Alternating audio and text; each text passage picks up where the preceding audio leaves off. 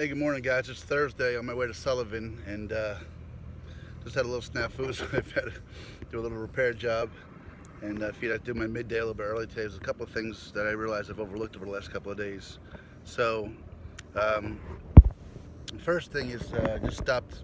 I'm sorry, getting you guys dizzy there. I just stopped not long ago for some water, and I was walking down the road here, and all of a sudden I saw water dripping on my leg. And I realized I must have hit the bag with the bottles of water in it. I didn't put them in my backpack against something and put a little hole in it. So I was essentially carrying a bag of water with me. And that's just one of those little goofy things I've done. There's a couple things I overlooked. One I meant to talk about today, and one I certainly meant to talk about a day or two ago. And I thought I did. Sometimes I get distracted with phone calls that interrupt the videos, or sometimes I get distracted just by something shiny going by. And anyway, so I don't know if you see me today, because I can't see myself with the glare on this phone. But two things I want to talk about. A few days ago, one of the most amazing people I met on the journey was a gentleman by the name of Gary Gartrell, or Gartell. I may get his name right one of these days. Let's just say Gary, Gary G. And he was able to provide me with the most inspiring day I've had, sharing Armor Flight Chicago and Casa, Kane County of Illinois, and then taking me up to Woodstock, Illinois.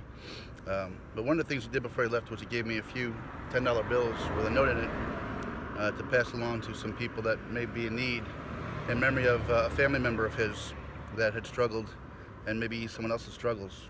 And the other day,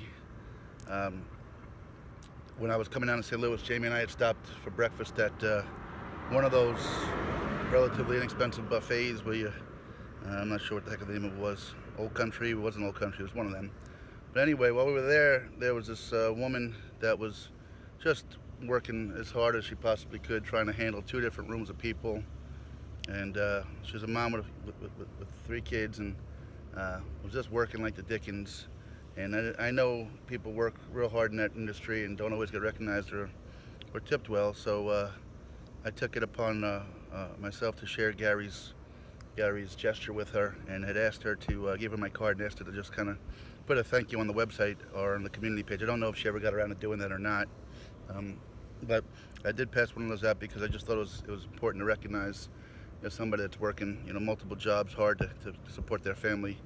And life can be a grind sometimes, and whatever little bit could help, hopefully it did. So on behalf of Gary and myself, I hope she's using that and appreciates the gesture and the recognition for her hard work.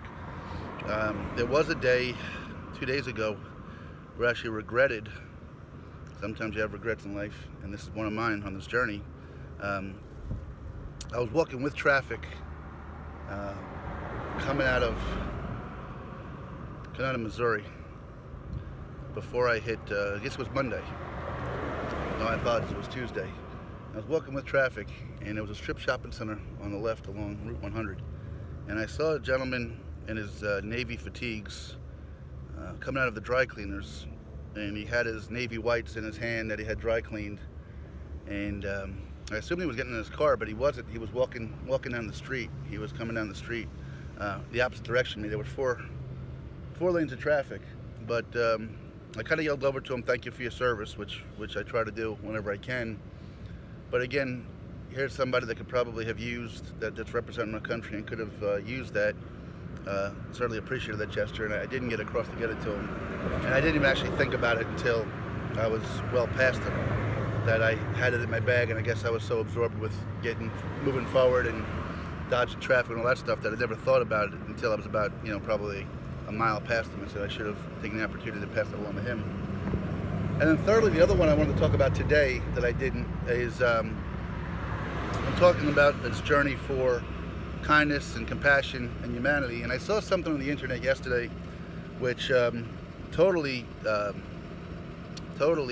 blew me away in a positive way, and also in a way that it educated me a little bit because I didn't know the source. So anyway, there's some severe, at least I think they are. I'm not in touch with the news all the time, but for a long time there were some severe wildfires going on in California, and they may still be. I know some people lost their lives and a lot of people lost their homes. But the story I read was that it was a the source of the fire started with a young couple. I shouldn't say young, a couple. I don't know if they were young. That's erroneous reporting. The couple in a camper, and I guess their camper had a flat, and the metal rim on the concrete threw off a spark into some brush on the side of the road, and it was that spark that basically ignited this fire. And I guess as the story goes, the wife is not been able to leave the home and distraught and crying constantly because she feels completely guilty about it, and she's the one that told the husband to bring the camper. And but again, instead of people being angry and wanting to bring up charges, there was this movement to reach out to this couple and offer them compassion and kindness, and hopefully let them heal, because it was an accident, and that's all it was an accident. There was no intent to do that, and I don't even think they knew necessarily that they were throwing sparks off. But like I said, in this environment rather, where it's so quick to want to blame and be mad and hate and have anger, that this movement even existed, because this wasn't something simple like this only impacted one family or one person. This impacted thousands of acres of forest, volunteers and people trying to put it out that are away from their families. Clearly families that have lost possessions and homes and lives. So through all of that, some people still found a way to show kindness and compassion, and I just thought that was kind of a remarkable thing. So to those folks who were able to do that, just hats off to you. To the young Navy officer or young Navy ensign that I did not get that $10 bill to, I greatly apologize.